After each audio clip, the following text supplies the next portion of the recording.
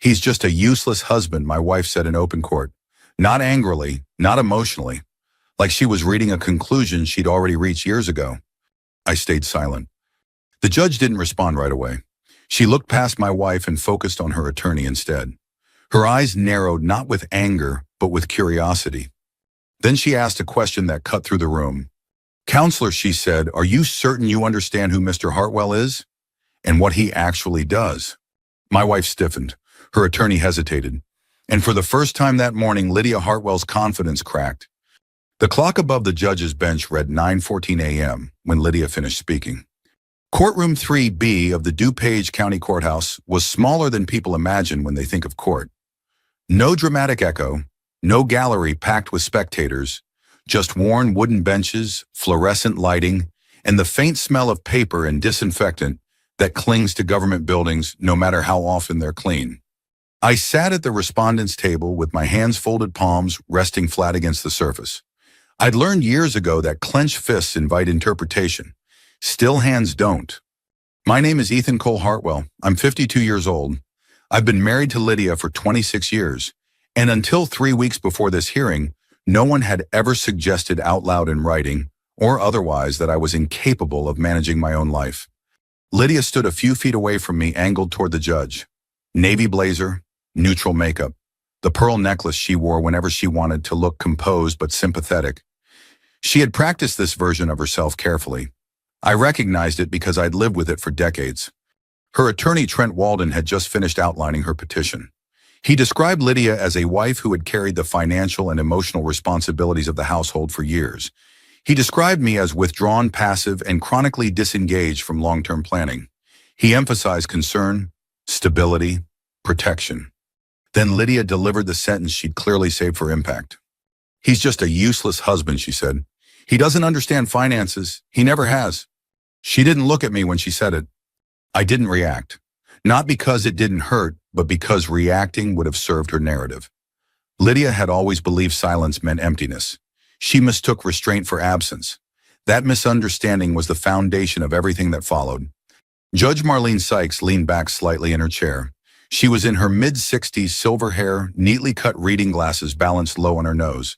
She had the calm, economical presence of someone who had heard thousands of stories and learned how to spot the seams where they didn't quite hold. She didn't look at me. She looked at Trent. "Counselor," she said evenly, "are you confident that you understand Mr. Hartwell's professional background?" Trent blinked. "Yes, Your Honor. He works in operations. Risk management, I believe." The judge tilted her head, just a fraction. "And you're certain that's the full picture?" There was a pause, not long, but long enough for the room to notice. Lydia turned toward me then. Her expression tightened just slightly. She wasn't afraid yet, but something had shifted. I had not planned for this moment to arrive so early. I had expected to sit quietly through another hour of testimony before anything changed. But Judge Sykes had a habit, one I recognized from watching her preside over unrelated matters years earlier. When something didn't add up, she asked direct questions sooner rather than later. That habit was the reason I was there. 3 weeks earlier, Lydia had filed an emergency petition asking the court to appoint her as the temporary financial conservator over me. Not over my mother, over me.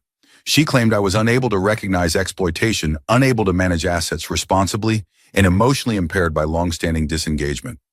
Within 48 hours of that filing, my personal accounts were frozen pending review. My employer placed me on administrative leave out of caution. My access to certain internal systems was suspended. The word incompetent hadn't been spoken yet, but it hovered. I did not protest publicly. I did not accuse Lydia.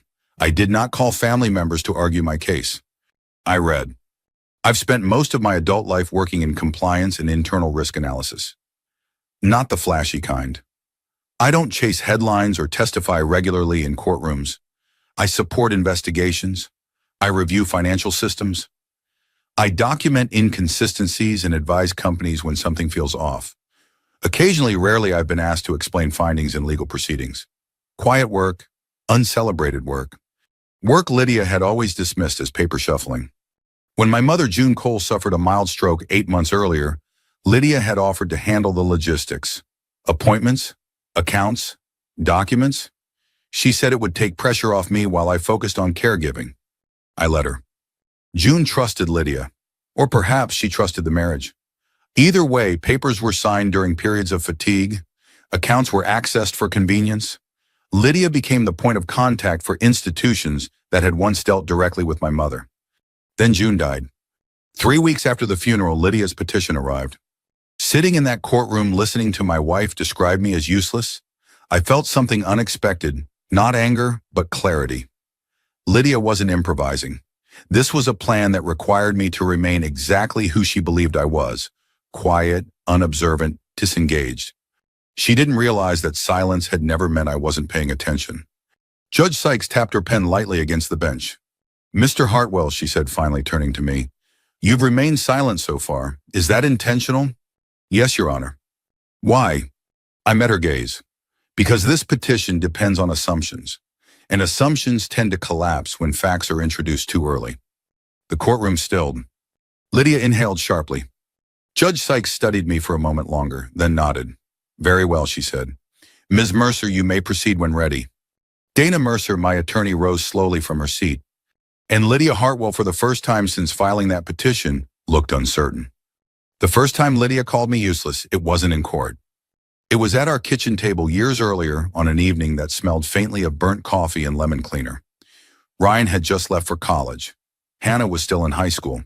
The house felt quieter than it ever had, like it was waiting for something we didn't know how to name.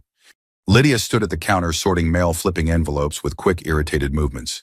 She didn't look at me when she spoke. "So, what's your plan?" she asked. "For what I said." She sighed, sharp and theatrical. "For everything, Ethan. For your career. For us.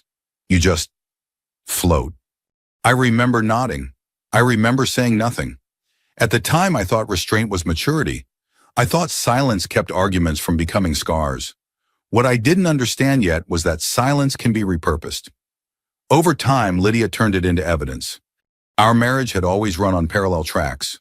We shared a house, raised children, coordinated schedules, but our inner lives rarely intersected. Lydia liked visibility. She thrived on being seen as competent, admired, indispensable. I liked systems. I liked order. I liked knowing that if something went wrong, I could trace it back to its source. She handled people, I handled processes. At least that's how it started. Gradually, Lydia took over anything that required a signature. She moved our savings to a different bank without telling me. She added herself as the primary contact on our insurance. She told the kids to ask her about money because Dad doesn't like dealing with that stuff. When I pushed back gently, she framed it as reluctance. "You hate responsibility," she'd say. "I'm helping you." And because I didn't want to fight, I let it go. The shift with my mother happened quietly. June had always been meticulous with her finances. She balanced her checkbook every Sunday morning with a cup of coffee, 2 sugars, a splash of milk. She kept receipts in labeled envelopes. She liked knowing where every dollar went. After my father died, she told me paper is memory. Don't lose it. When she started forgetting small things, I noticed before Lydia did. Or maybe Lydia noticed and didn't say anything. Either way, Lydia stepped in with confidence that felt reassuring at first. She scheduled appointments. She spoke to the bank. She told me she'd take care of the boring parts. "You already do enough," she said. "Let me handle this." June trusted her. Lydia was family. She was warm, attentive, capable. When Lydia brought documents to sign, June didn't question them. She was tired. She was recovering. She assumed good faith. I assumed it too. The first red flag came months later when Lydia mentioned casually that she'd been moving things around to simplify June's accounts. I asked what she meant. She waved it off. "Just housekeeping," she said. "You don't need to worry." But worry is a habit you don't unlearn easily. After June's funeral, the house filled with the usual rituals, casseroles, sympathy cards, conversations that never quite reached the point. Lydia took charge. She coordinated with the funeral home. She handled phone calls. She thanked people on my behalf. 3 weeks later, I received the petition. It arrived by courier, thick and official, addressed to me by my full name. I sat in my car in the driveway for several minutes before opening it, watching condensation beat on the windshield. When I finally read the words financial incapacity, emergency conservatorship, they felt surreal, like they belonged to someone else's life. Lydia was asking the court to appoint her as my temporary financial guardian. Not because I had made reckless decisions, not because I had lost money, but because, according to her, I was unable to recognize exploitation. The irony didn't escape me. Within days, my accounts were frozen pending review. My employer placed me on administrative leave out of an abundance of caution. No accusation, no explanation, just suspension. Years of steady work reduced to a waiting period. Ryan stopped returning my calls. Hannah sent a single text, "Mom says you need help." That night I slept on the couch. Lydia didn't ask me to. She didn't need to. The next morning I opened my laptop and started where I always did, with records. I didn't accuse Lydia. I didn't confront her. I didn't call family members to defend myself. I pulled bank statements. I requested transaction histories. I built a timeline. Patterns don't announce themselves. They reveal themselves slowly if you're patient. It took most of the day before I noticed the alignment. Small withdrawals, consulting fees, transfers just under reporting thresholds, all clustered around specific dates.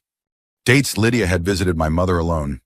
I highlighted them, cross-referenced them, built a spreadsheet. By the end of the week, I had identified multiple transactions, totaling tens of thousands of dollars, that did not correspond to any documented expense. When I asked Lydia about one of them carefully neutrally, she smiled. "Don't worry about it," she said. "I've got it under control." That was the moment something shifted inside me. Not anger, not betrayal. Recognition. Lydia didn't see herself as stealing. She saw herself as correcting an imbalance. She believed she deserved control because she believed she had carried us for years, and she believed truly that I would never notice. That belief was the most dangerous thing she carried into court, because silence, once mistaken for absence, becomes a liability. And Lydia had built her entire case on the assumption that I had none. I didn't go back to my mother's house right away.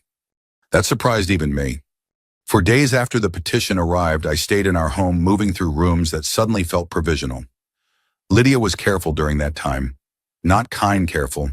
She spoke slowly, as if volume alone might trigger something fragile in me. She reminded me of appointments I didn't have. She offered to handle things I hadn't asked her to touch. She was building a record.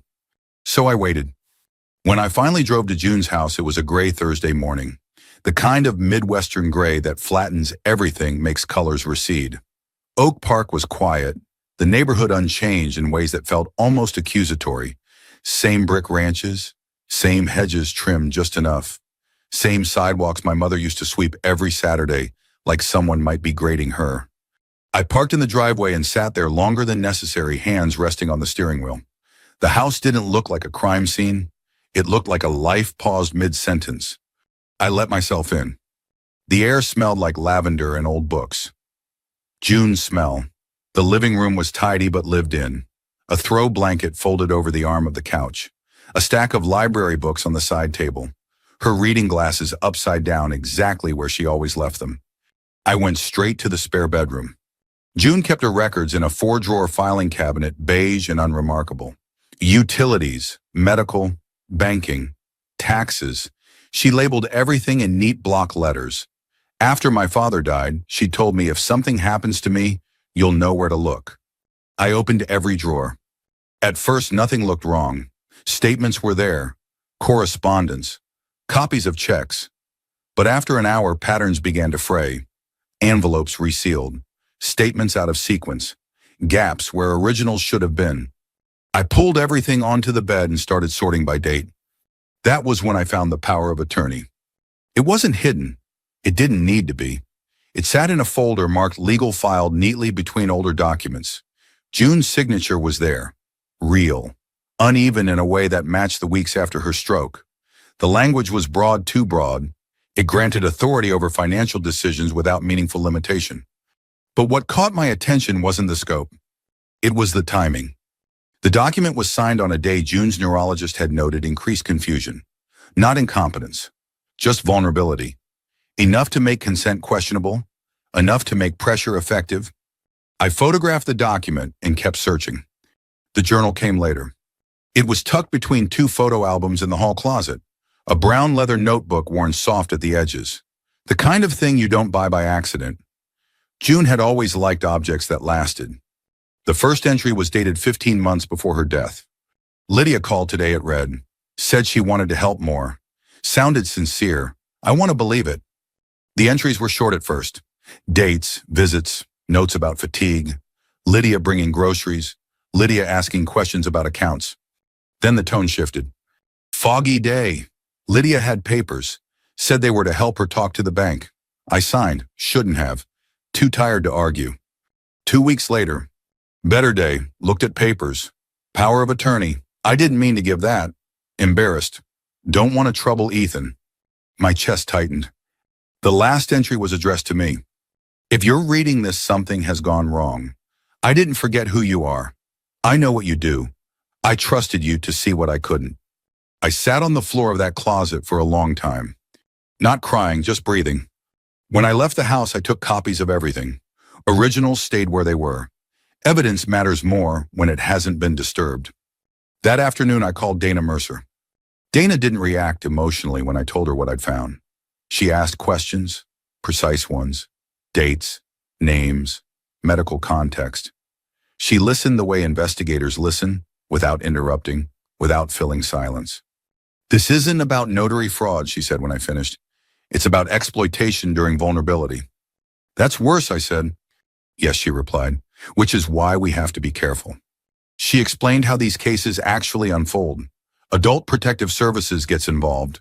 Banks flag irregular activity. Courts look at capacity on a spectrum, not a binary.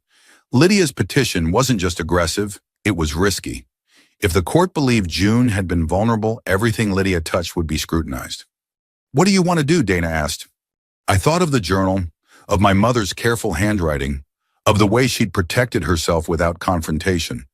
I want the truth to surface on its own, I said, without me forcing it. Donna was quiet for a moment. Then we wait and we prepare. Over the next 2 weeks, I lived deliberately within Lydia's expectations. I didn't confront her. I didn't accuse. I answered her attorney's questions minimally during the preliminary deposition. When asked about my work, I described it plainly. No embellishment, no credentials volunteered.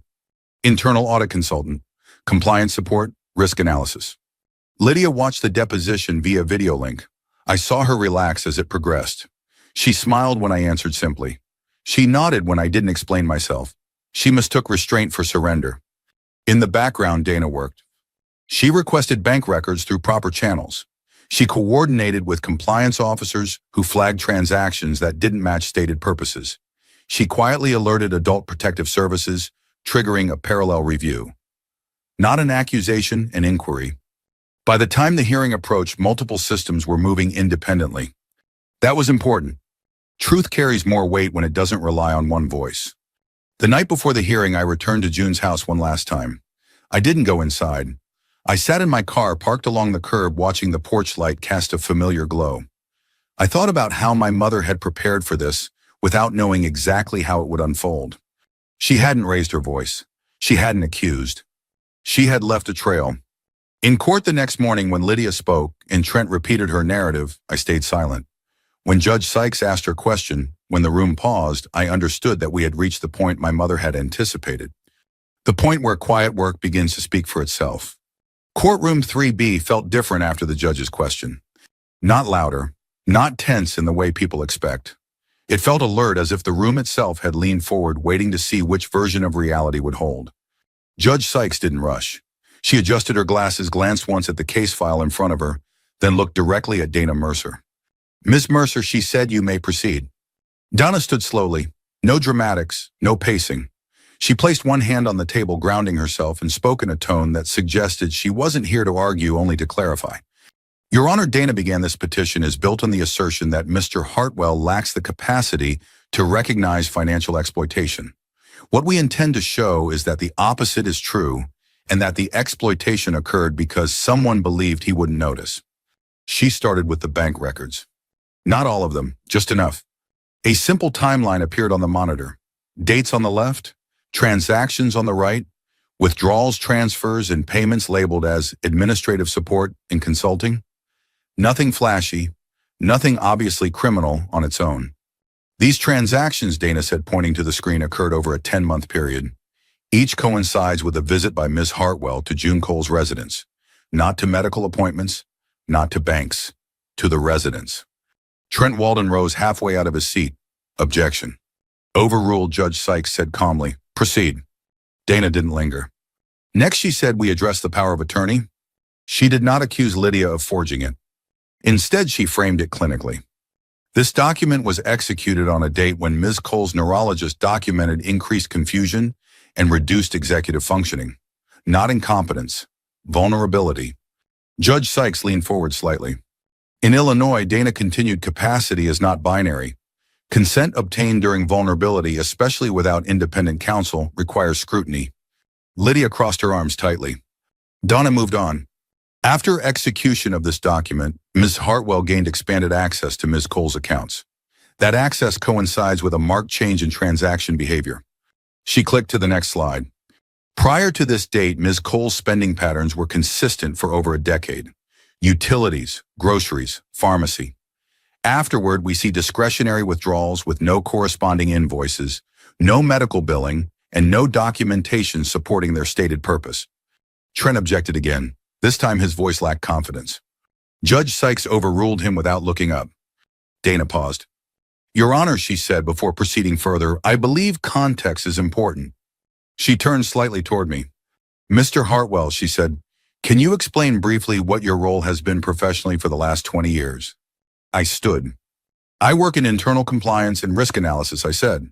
I help organizations identify irregular financial behavior and systemic weaknesses. Most of my work happens before anything becomes public. Have you testified in court? The judge asked. Yes, I said, a few times. When companies needed to explain findings, not frequently. Judge Sykes nodded. She turned back to Trent. Counselor, she said, was this background included in your assessment of Mr. Hartwell's capacity?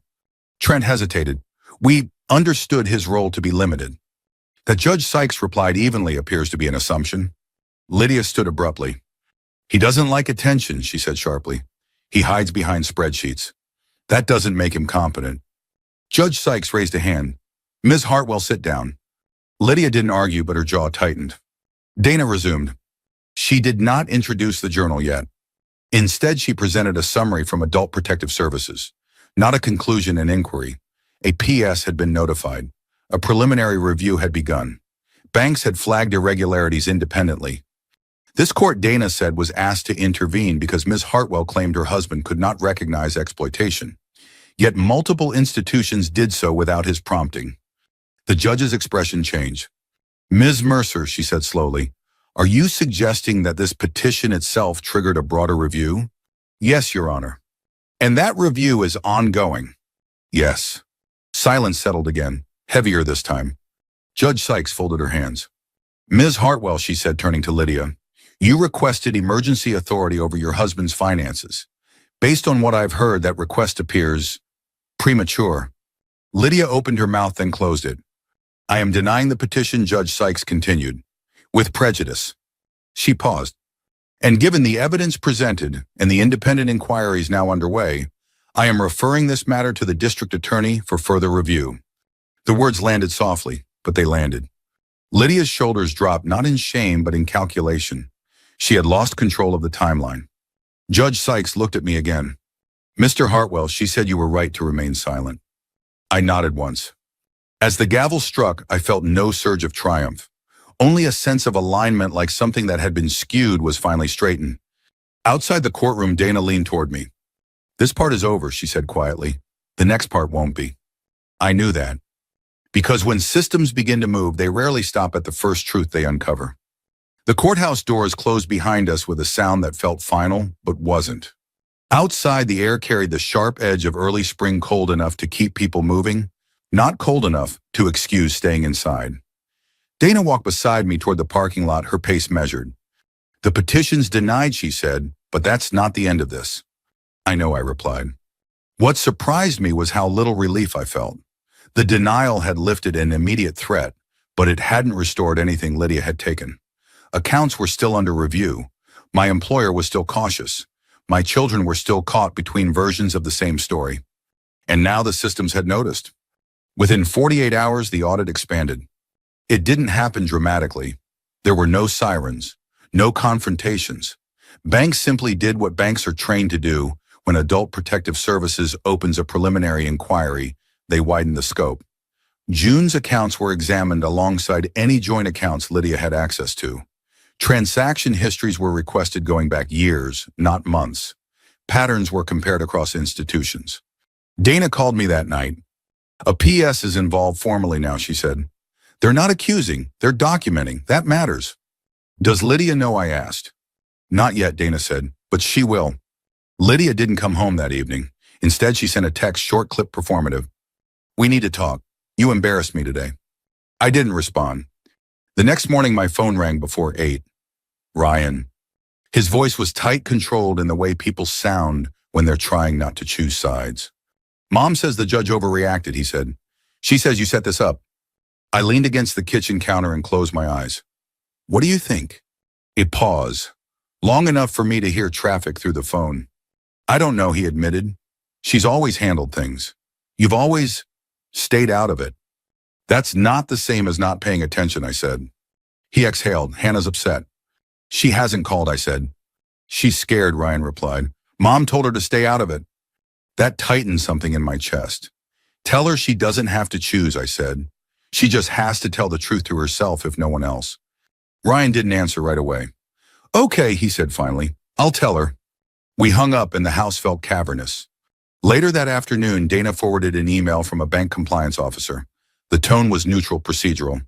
The content wasn't. Multiple transactions had been flagged as inconsistent with stated purposes. Several payments routed through a third-party consulting entity raised concerns due to lack of licensure and supporting documentation. A request for additional information had been sent to the account holder, Lydia. She'll panic, Dana said when I called her. That's when mistakes happen. I didn't want Lydia to panic.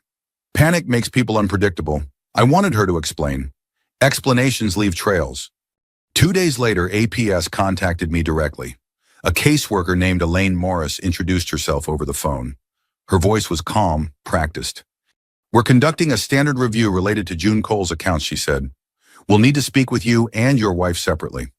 Of course, I replied. Elaine asked about June's habits, her routines, her independence before the stroke. I answered carefully, truthfully. I didn't accuse Lydia. I described facts, dates, observations. Elaine took notes and thanked me. We'll be in touch, she said. Lydia came home that night late, carrying attention she didn't try to hide. They're questioning me, she snapped, dropping her purse on the table. Banks, some social worker. This is your fault. I looked at her. She looked smaller somehow, not diminished but compressed by the weight of scrutiny. This is the result of your petition, I said evenly. You asked for oversight. She scoffed. I asked to protect the family. By declaring me incompetent, I replied. Her eyes flashed. You are incompetent, Ethan. You don't understand how things work. I almost smiled, almost. Tell them that, I said. She stared at me, then turned away, jaw clenched. The next week stretched thin. APS interviewed Lydia. Banks requested clarifications. Dana coordinated with investigators, careful not to interfere. My employer extended my administrative leave, citing ongoing external review. No promises, no timelines. Ryan visited once briefly. He sat on the edge of the couch and avoided my eyes. She won't answer questions directly, he said quietly. Mom, she keeps saying people are twisting things. Do you believe her, I asked. He hesitated. I don't know what to believe. That's honest, I said. Hannah called 2 nights later. Her voice shook. Dad, I think I messed up. You didn't, I said immediately. Whatever it is. She told me she'd seen Lydia wearing June's earrings months earlier. Family jewelry. Lydia had said June gave them to her. Hannah hadn't questioned it at the time. Now she wasn't sure. I didn't tell anyone, Hannah said. I was afraid Mom would be mad. You can tell APS, I said gently. You don't have to accuse, just say what you saw. She sniffed. Will it ruin everything? I thought about June's journal, about quiet preparation. No, I said, it clarifies things. The audit findings came in pieces, not all at once. Each piece aligned with the next. Transfers routed through a third party, payments justified vaguely, documentation created after the fact. Then Dana called me one evening, her voice lower than usual. They identified the intermediary, she said. A woman named Janelle Pierce, not licensed, not bonded. She's been contacted by investigators. Did she respond, I asked. Yes, Dana said, carefully, with counsel. That mattered. It meant Janelle wasn't acting impulsively. It meant this would unfold the way real cases do, slowly, deliberately, with consequences measured in months, not moments. Dana paused. Ethan, she said, be prepared. This will take time. Relationships won't snap back. Some things won't return to what they were. I looked around the kitchen, the same table where Lydia had once called me useless. The same quiet corners where assumptions had hardened into truth. I'm not looking for everything to go back, I said. I'm looking for things to be honest. That's usually harder, Dana replied. When I hung up, I sat alone with that thought. Honesty doesn't rush. It accumulates. And once it does, it doesn't disappear just because someone wants it to. The call from Dana came on a Tuesday afternoon, the kind that pretends to be ordinary until you answer it.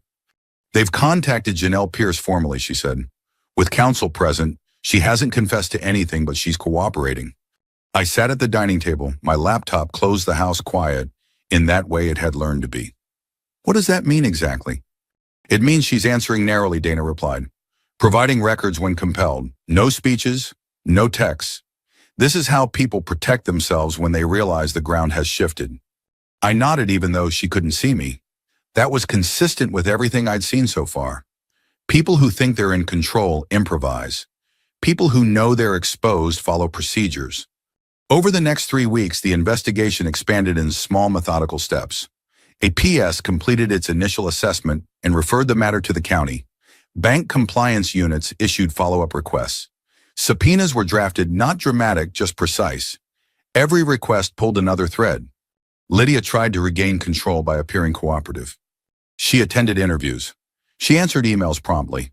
She framed every transfer as a misunderstanding, every payment as administrative necessity. She leaned heavily on the idea that June had wanted things handled quietly and that I had never taken an interest. Investigators listened. Then they compared notes. The pattern didn't change. What changed was Lydia's tone. She stopped calling me incompetent and started calling me manipulative. She told Ryan I was weaponizing my job. She told Hannah I was letting outsiders tear the family apart. Each version contradicted the last. Each conversation left more residue. Ryan withdrew. He didn't defend her anymore, but he didn't confront her either. When he visited, he spoke in fragments, questions without conclusions. I let him. Loyalty isn't something you pull apart quickly without doing damage. Hannah, on the other hand, started talking. Not all at once, not easily. She described moments she hadn't thought mattered, her mother asking her to run errands, to the bank instructions, to keep conversations vague, reminders to stay out of grown-up stuff. None of it was incriminating on its own. Together it sketched intent. Dana cautioned me not to draw conclusions aloud. Let them assemble the picture, she said. Your job is to remain consistent. That consistency mattered when the district attorney's office finally reached out. Assistant State's Attorney Renee Alvarez requested a meeting. No accusations, just a conversation. Dan and I met her in a modest conference room downtown. Renee didn't waste time. We're looking at potential charges related to financial exploitation of an elderly adult, she said. Possibly fraud, possibly forgery, depending on how certain documents were used. I asked the only question that mattered. What happens next? Evidence review, she replied. Witness cooperation. If charges are filed, we'll offer a plea. If not accepted, we proceed. She looked at me carefully. This won't be quick. I'm not in a hurry, I said. That night, Lydia finally confronted me directly. She waited until the house was quiet, until the children were gone, until it felt safe to control the narrative again. You did this, she said, standing across from me in the living room. You could have stopped this at any point. I looked at her, not angrily, not defensively. I didn't start it, I said, and I can't stop what I didn't create. She laughed, a brittle sound that didn't reach her eyes. You always hide behind that. Procedure, systems. You act like you're above this. I'm not above it, I replied. I'm inside it. Her expression shifted then, not to fear exactly, but to calculation. They won't put me in prison, she said. Not for this. I didn't answer. 2 weeks later, Lydia was charged. The indictment listed counts under Illinois law related to financial exploitation of a vulnerable adult and fraudulent documentation. Not the maximum charges, not the minimum. Enough to anchor the case. She was not arrested in a dramatic sweep.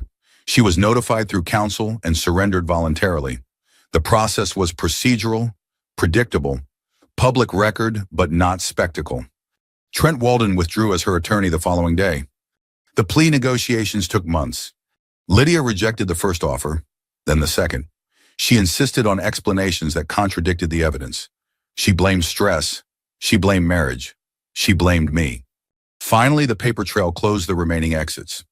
The transfers, the intermediary, the timing, the power of attorney executed during documented vulnerability, the absence of independent counsel for June, the inconsistencies Lydia could no longer reconcile. She accepted a plea to a Class 2 felony. The sentence reflected what these cases often do when the numbers are significant, but the defendant has no prior convictions: a suspended prison sentence, 3 years contingent on compliance, 5 years of probation, full restitution with interest, mandatory financial disclosure, and a permanent prohibition from acting as a fiduciary or managing another person's assets. To satisfy restitution, Lydia was required to liquidate assets. The house went on the market. Not ours, hers. A property she'd purchased quietly the year before under the name of a trust she could no longer justify. I wasn't present when the judge accepted the plea. Dana was. She called me afterward. "It's done," she said. I sat at the kitchen table and let that settle. It didn't feel like victory. It felt like weight redistribution, like something heavy had finally been placed where it belonged.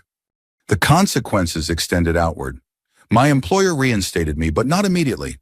There was a probationary period, additional disclosures, quiet monitoring, no punishment, just caution. I accepted it. Some systems forgive slowly. Ryan took longer. He oscillated between anger and grief, not always sure which belonged where. We talked. We didn't resolve everything. That wasn't the point. Healing, I'd learned, doesn't follow verdicts. Hannah began therapy, then asked if I'd come with her to a session. I did. Lydia sent a letter through her attorney months later. Shorter this time. Still no apology. Just regret shaped like self-defense. I didn't respond. Some conversations don't require closure. They require distance. One evening after the house had quieted again, I opened June's journal and read the last entry once more. If you're reading this, she'd written, it means you didn't look away. I closed the book. The systems had spoken. Now it was my turn to live with what they'd said. The first time I woke up and realized the case was truly over, nothing felt different. No rush of relief, no sense of triumph, just quiet. It was early before 6. The house was still the kind of stillness that used to make me uneasy. I lay there listening to it, realizing that for the first time in over a year, the quiet didn't feel like something waiting to be broken. The plea had been entered 3 weeks earlier. The paperwork finalized. Restitution schedules approved. Probation terms set. Lydia was no longer fighting, not because she had accepted responsibility, but because there were no moves left that didn't make things worse. Justice, when it comes, rarely announces itself. It settles in like weather. The financial consequences were slower. Lawyers had to be paid, audits had costs. Even with restitution, ordered money doesn't return all at once. I sold my mother's house in Oak Park in late autumn. Not because I wanted to, but because it made sense.